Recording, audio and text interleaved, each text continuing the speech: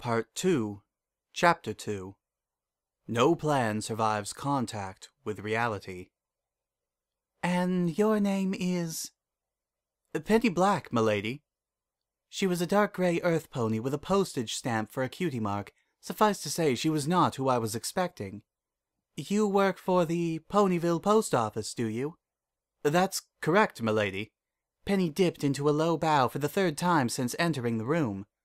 Do you, perchance, work with a pony named DitzyDerpyDo? I inquired, attempting to sound as nonchalant as possible.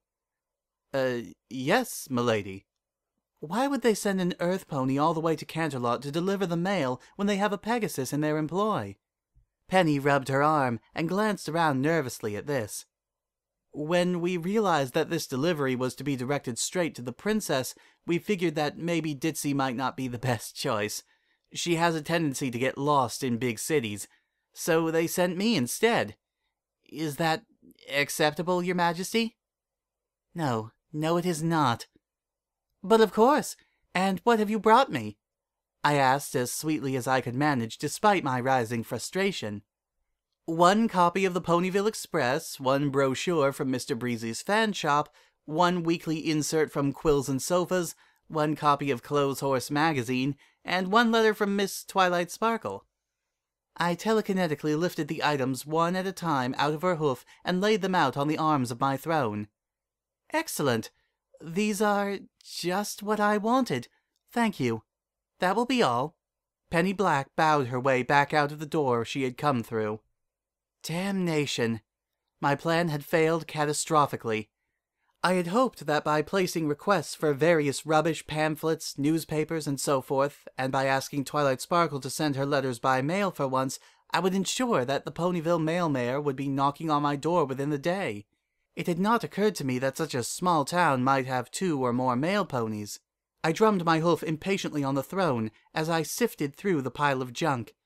I'll throw away these pamphlets and the newspaper and save Twilight's letter for later. I'm not in the mood for it right now. I had to come up with a new plan to lure DitzyDerpyDo out to Canterlot. Your Highness? Raven picked her way cautiously around the crumpled pieces of paper I had flung to the floor. What?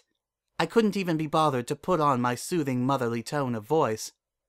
The various individuals are here to see you, Your Highness. Shall I send them away? Quivered the small unicorn, hurriedly picking up the pamphlets I had flung to the ground. I sighed. I apologize. Please, who has come to see me this morning? Dizzy's Spiral from the Canterlot weather team is here about the springtime rain schedule.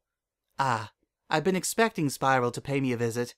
Spring will require slightly more rain than usual this year due to an upcoming solar fluctuation that will cause a brief drought period during next summertime. Fancy Pants here regarding the gala planning. As usual, Fancy is well ahead of schedule. The gala won't be for a few months. Still, one cannot punish diligence. Prince Bluebud here about... I don't know what he's here about. He wouldn't tell me. If I were to hazard a guess, I would say it's probably to complain about not being invited to the delegates' dinner last week. Oh, for goodness sake, not this imbecile again.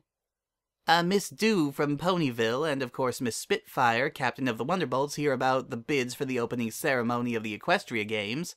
Right.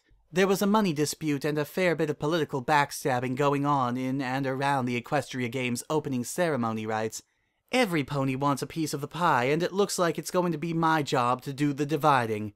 I think I'll take Spitfire and Spiral at the same time because there are several...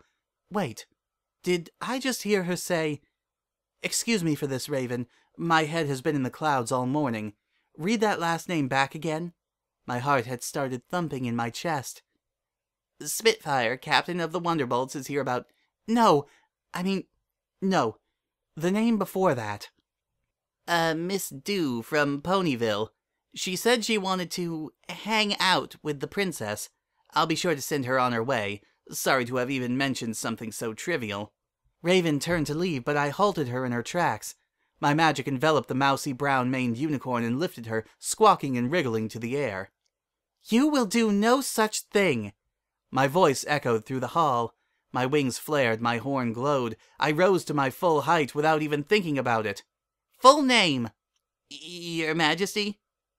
Her eyes went wide, staring down at me from several meters above the ground. Give me her full name, I thundered. Ditzy-do, squeaked the small unicorn, squirming in my grip. Oh goodness! I'm so sorry. I quickly lowered poor Raven to the ground. I don't know what came over me. Dear Raven, please accept my sincerest apologies. I haven't quite been my usual self these past few days, and I am ashamed to have submitted you to the brunt of it. You know I would never harm you or any of my subjects, don't you? Raven nodded, but still looked a little shaken. Is this Ditzy-do character dangerous?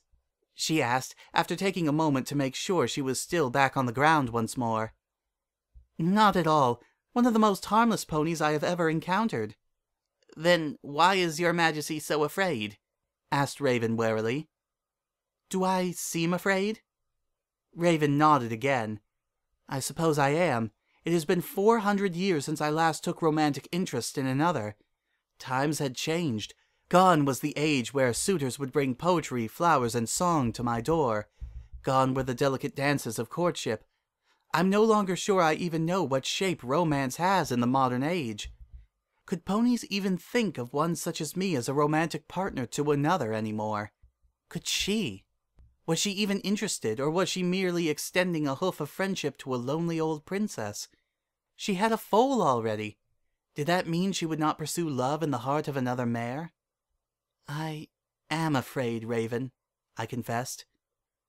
We two stood in silence for some time after that. Then Raven did something she had never done before. She placed a hoof on my shoulder. It was an awkward and brief moment, but it brought me much comfort in a strange kind of way. If there's anything I can do to help your Majesty, then say the word and I will get it done. Raven adjusted her glasses. They had been slightly misaligned by my momentary outburst. There is one thing. I swallowed. Does my mane look okay? Raven stared blankly at me. Do I have anything in my teeth? Any ruffled feathers? Any ink smudges? Should I change my shoes? Is my crown on straight? Do I look attractive? Frightening? Alluring? Stiff? Raven stifled a giggle. Your Majesty is as beautiful as ever. There is only one aspect of your appearance that seems a little out of the ordinary. What is it? Your Majesty is blushing in a very noticeable way. Ah, damn. Not much I can do about that. Deep breaths. Try to keep calm. Right. Send Miss Dew in. To be continued.